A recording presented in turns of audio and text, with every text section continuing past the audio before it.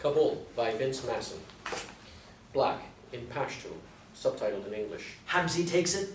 Fade in. Exterior Afghan village. Day. Fahran Hamzi, 10 years old, dribbles a soccer ball, or what's left of it, along a dusty desert floor. He skillfully maneuvers his way around small boulders, craters, and other obstacles that appear in his path. Title over Afghanistan 2001. He gets around the defense, no problem. 10 seconds on the clock. Fahran picks up speed. He trips suddenly on a rock and goes down, kicking up a shallow cloud of dust. But what's this? Beckham trips Hamzi? No penalty called! What an insult! Fahran picks himself back up and resumes running. Hamzi picks himself back up.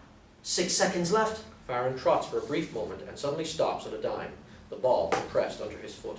He narrows his eyes. He's intense with focus. 4 seconds. This could be it. Muhibi could win the game right here. Fahran takes several steps back, winding himself up for a kick. All eyes are on him now. Fahran makes a sudden sprint to the ball. He shoots. Fahran unleashes a powerful kick that sends the ball soaring through the air, right into Koshan a 10-year-old goalie positioned between a makeshift net, a couple of boulders. Koshan crouches down, his arms splayed out in anticipation of the oncoming ball. He makes a clumsy dive for it, missing it by several feet, and it goes rolling beyond the goal line into a ditch behind him. He scores! Fahran removes his shirt and swings it around his head, frantically. He sprints around Koshan, screaming with delight. Bullshit! The sun was in my eyes! Koshan stops his celebration and collects himself. Losers get the ball. I'm not getting the stupid ball. You can get the ball if you're going to kick it always in the ditch. Fahran turns around and heads for the ditch in question, as he disappears into the distance. And you're playing goalie now, too! Exterior, hill, day. Koshan and Fahran sit atop a hill overlooking a village speckled with mud houses. Fahran sits on the ball, rolling back and forth. How much do you think they pay you on the national team? You're not going to play for the national team. What a bullshitter. Yes, I am. I'm going to be the best. Better than Zidane, better than Beckham. My father says it's almost impossible to get on the national team. You shouldn't talk about that stuff. It's a waste of time. What are you going to do? What do you think? I'm going to work at the factory. I'll be making money and you'll still be kicking the ball into the ditch. Koshan chuckles to himself. Fahran scoffs at this. Besides, the Americans are moving in. Soon there won't be a national team. Then I'll move to England and play there. Yeah, right. Didn't you hear? Hamad died trying to leave the city yesterday. Fahran stops rolling on the soccer ball, waiting for the punchline. Hamad is dead. What did I just say? I just said that. Hamad is dead. Barang's brother Hamad? Yes. No way. You think I'm lying? Go ask my father. He'll tell you Hamad died last night. Your father finally came home? Did he tell you where he's been for the past 3 days? No. He just came home drunk and listened to his radio programs. Beat. How did he die? Hamad. My father told me not to tell you. He said it would give you nightmares. Your face gives me nightmares. Koshan chuckles to himself. Fahran punches him playfully on the arm. A suicide bomber blew him up. He says the Americans are moving into the area. Koshan gets up and mimics a drunk, staggering and slurring. Those stupid Americans think they can rule the world. They'll kill us all one day. That's what he said.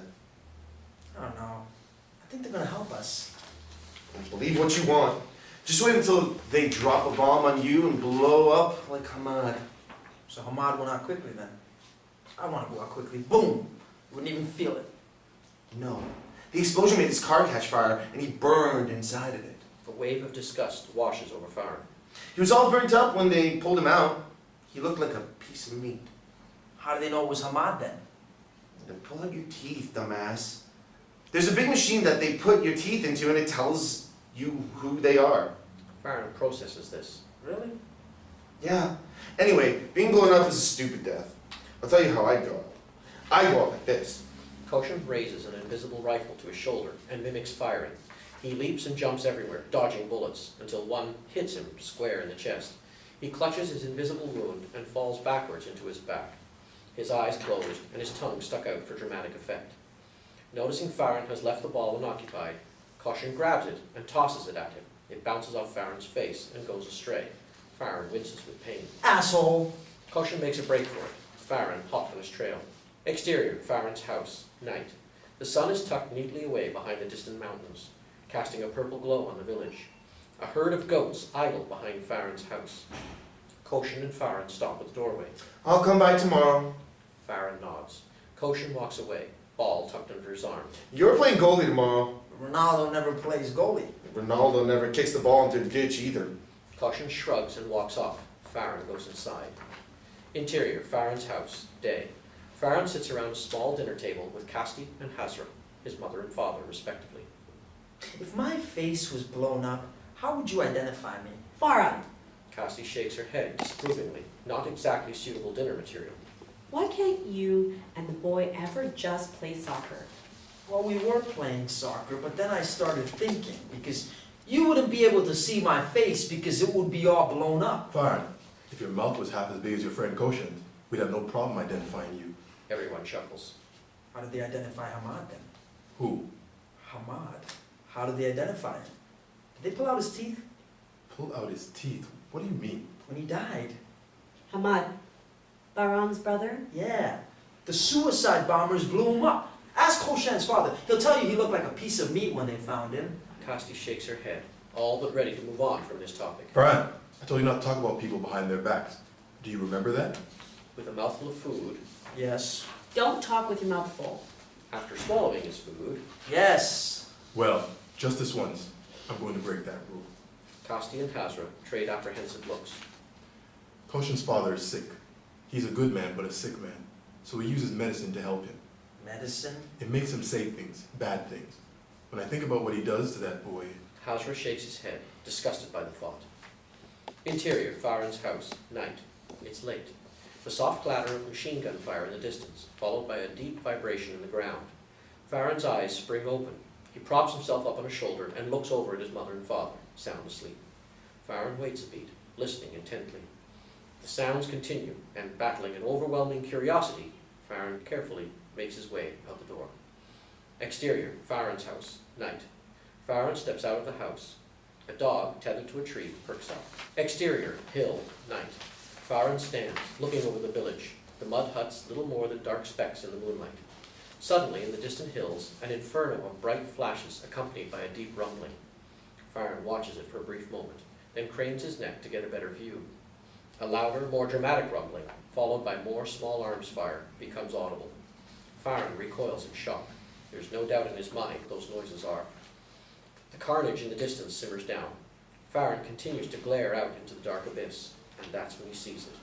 A silhouette, limping, using an assault rifle as a crutch, making its way towards the village. It sways left and right in a disorienting pattern. Fahran grabs the ball and begins a light jog down the hill towards it. Exterior, Fahran's house, night. Fahran trails a good distance behind the figure, watching closely as it hobbles to and fro into his village. Its pace suddenly becomes labored, its movements forced. It drops to its knees, and then its stomach. Still clutching the assault rifle, it begins a belly crawl, but even that becomes an agonizing task. Eventually, its eyes close, its head sinks into the ground, and it stops moving, right on Fahran's doorstep. Fahran cautiously steps toward the figure and sees, in the dim moonlight, a full head of hair and a pair of long, hairy legs emerging from a robe. Sir? Fahran bends down and offers the figure a hand, but nervously retracts it. He takes a deep breath, preparing himself. He reaches out again, stretching his trembling hand inches away from the man's garment, when Sir? the man stirs in place, suddenly sensing a presence behind him. He whips around onto his back, his finger gripped on the trigger of his assault rifle, ready to open fire on whoever is lurking behind him. He turns and it's Fahran, a 10-year-old boy. The man's face says it all, not quite what he was expecting. The anticipation deflates from the man's body. His eyes flicker open and closed. The grip on his weapon loosens and slips from his hand, and eventually he does as well. Fahran darts into his house. Interior, Fahran's house, night. Fahran frantically shakes his father. Father! Father! Hasra yawns and squints, and eventually blinks himself awake. Fahran? Father! There's a man outside our house. Who is it? I don't know. He's got a gun. Fahran's parents both perk up.